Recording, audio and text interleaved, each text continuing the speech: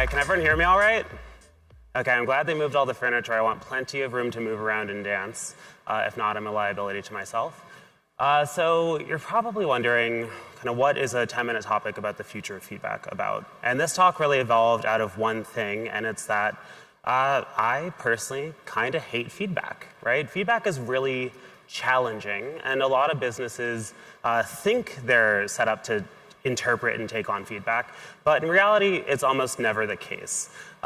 Usually, just having an online feedback form is what I like to call kind of the lazy man's version of feedback, because you're simply set up to take on and interpret feedback in one way and one way only. But as consumers change and consumer behaviors change, it's actually much less likely that you're going to receive feedback through traditional channels. So what we're going to talk about today is how feedback is going to evolve, and I've created kind of a framework that you can look at and think about and apply to your business and the ways that you yourself are collecting and thinking about feedback. So this is me. I love feedback, well, I hate feedback, but I love to talk about feedback. A couple things. I work for Yelp, and we are obviously kind of what somebody described to me today, the ground zero of feedback. A way to connect with me is our Twitter handle, which is @YelpForBusiness. And then you have to know I spend a lot of time in Las Vegas for work because a lot of my role is centered around talking and being at conferences, and Vegas is obviously a pretty important place for that. And one of my favorite parts about Las Vegas is something that is truly near and dear to my heart, and that is the all-you-can-eat buffet.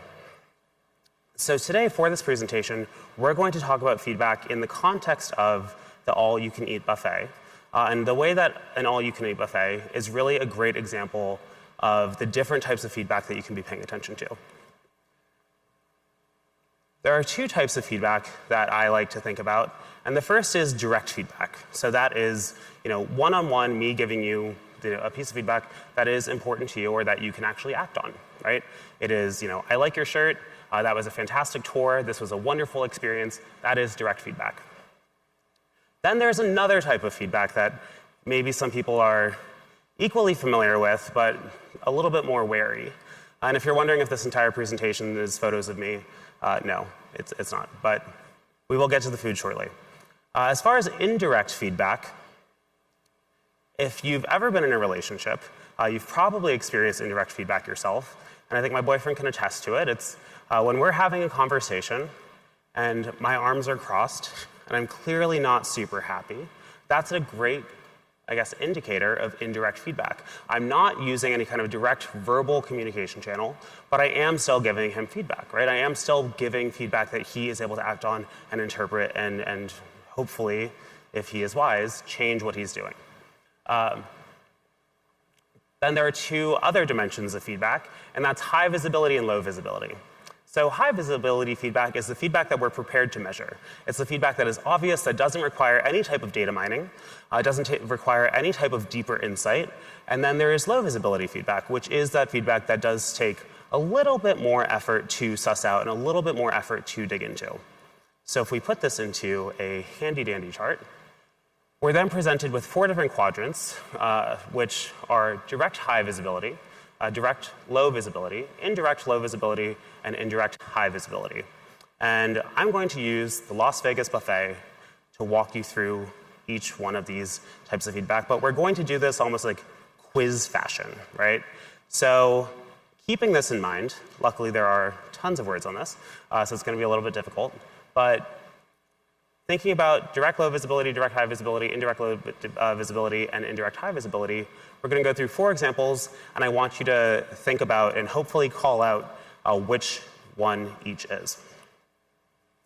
So walking up to a buffet, I think the most exciting thing is the number of options that it presents and all of the different choices that you yourself have when you're going there. But when you're walking up to, say, a parfait and smoothie tower, or a parfait and smoothie station, you're able to see a certain type of feedback, which is indirect, highly visible feedback. So why is this indirect high visibility feedback? So this is indirect high visibility because you can see that clearly the parfait is much more popular than the smoothie, right? I don't know who's going to an all-you-can-eat buffet and drinking a smoothie. Looks like carrot juice, also not super popular. But this is indirect high visibility because this is feedback that is very obvious, it's very measurable, it's very actionable, but it's not necessarily feedback that somebody is able to capture unless they're monitoring systems like their inventory, how often they're actually churning the station.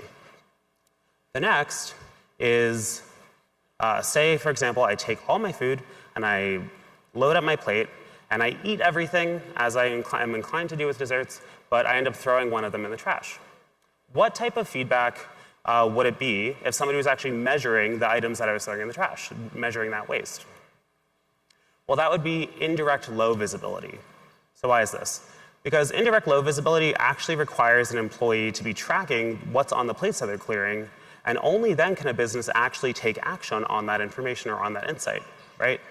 If you're not measuring or staying on top of, for example, your food waste, or if, for example, I actually trained to do food tours in the east side of New York, or in the East Village of New York, if I'm not keeping track of the items that people aren't completing or are not eating during the food tour, then I don't know, maybe that spot isn't the best spot. Maybe the food quality's actually gone down. Maybe that's not something that's really tempting for my tour guests, and maybe that'll play out in my online reviews, right? Maybe that'll play out over the course of my interaction. Maybe they're less likely to come because that experience no longer feels special to them.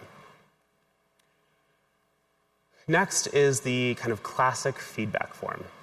So I love a feedback form because I think it indicates that it's open, that people are open to feedback, but it's increasingly difficult to get consumers to fill these out. Has anyone ever had trouble surveying people? Right? The hardest part about a survey, once you get through like survey design and removing bias from your questions, is actually getting people to take it. I once did a session at a conference, and the entire point of the session was actually a version of this talk, and the entire point was helping people wrap their head around feedback and how they can get more feedback and how they can find feedback within their business and implement data mining and things like that. Of 200 people after this session, 4 people completed the survey. 4 of 200 people who were all complaining that they couldn't get people to fill out their survey completed the survey on the session about getting people to fill out surveys. So nobody likes filling out surveys. Nobody likes kind of breaking course with their, I guess, innate biases, or nobody likes actually like changing what they're naturally doing. They would much rather go in a channel that they're already using. And surveys are kind of the least important, or not least important, but kind of the least successful versions of feedback, and that's direct high visibility feedback. And then finally, you have sites like online reviews or online review sites like TripAdvisor or Yelp, or wherever else your business might be collecting reviews. And these sites represent direct low visibility because this is oftentimes something that you are not necessarily measuring as a business. So when you're thinking about these 4 types of feedback, there are a few options that present themselves. So you're set up to measure your feedback via surveys or maybe your feedback form, but you want to try to move things to this kind of upper right-hand quadrant. You want to start measuring things. You want to start looking for feedback where feedback is not necessarily obvious but does exist. Consumers are increasingly going to use channels like Twitter and Facebook and Yelp and TripAdvisor to talk about and leave feedback on your brand. So you need to set up measurement tools in order to monitor that. You need to have some sort of social listening capability, even if it's setting up a Google alert with your business name in it. It's really important that you're moving that very direct feedback that simply has low visibility because it's not a channel that you're tracking into a direct high visibility purview. Because only then are you actually able to interpret it, right? Surveys, as I said, are dying, right? They're not going to be as popular or as prolific as, as somebody going on and leaving a Yelp review or leaving a TripAdvisor review. It's just no longer how consumers operate because it's not a channel that is native to that consumer's behavior or pattern of use. The next opportunity is with your indirect feedback. So it's how do you take this feedback and really empower your employees to bubble it up. So going back over what these types of feedback were again, indirect high visibility or indirect low visibility would be like the food that people are throwing in the trash. How do you empower your employees to bubble up and share the feedback that they're getting when they're observing it? Well, you have to make them an agent of change within your business. You have to be acting on that feedback that they're delivering, because it's oftentimes the people who are on the front lines who are most able to make suggestions or make improvements that are going to have meaningful impact on a business. Businesses who change direction and change orientation really drastically are not able to create sustained, meaningful change. It's all these micro changes that ultimately move your business from good to great. So empower employees to do that. Get them to speak up. Give them credit when they implement an idea. Maybe create some sort of incentive or create some sort of buy-in on their part, and make sure that it's well known, and make sure that you're acting on it when you're seeing it. And the same goes for the indirect high visibility. If they're noticing something that's maybe kind of more surface level but still on the front lines, make sure that your employees are empowered to bring that up as well. And that's going to take these two kind of fairly obscure concepts and move them into this high visibility purview for you, and more in the direct high visibility purview for you. So with that, that is the future of feedback. Those are the things that you can be focusing on with your business. And thank you.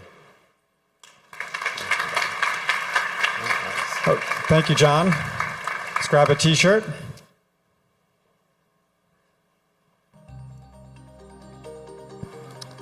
The SF Hunt. Perfect. I'm from San Francisco.